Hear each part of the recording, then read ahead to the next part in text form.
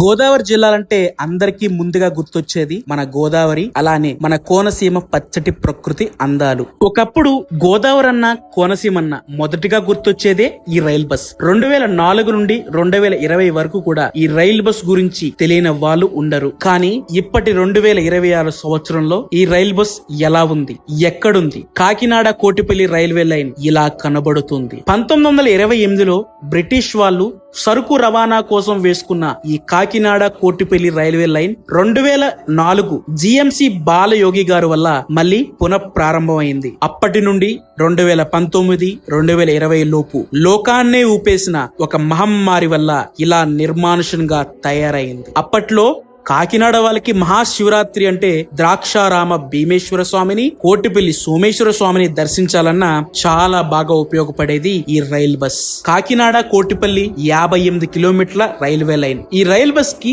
ముఖ్యమైన స్టాపులు రామచంద్రపురం, ద్రాక్షారామ మరియు కోటిపల్లి. ఇప్పటికీ ఇలా ఉన్న ఈ కాకినాడ కోటిపల్లి రైల్వే లైన్ కొన్ని సంవత్సరాల్లో కాకినాడ, కోటిపల్లి, నరసాపురం కొత్త రైల్వే లైన్ గా పునఃప్రారంభం జరగబోతుంది. ఏది ఏమైనా ఆ రోజులు మళ్ళీ తిరిగి రావు.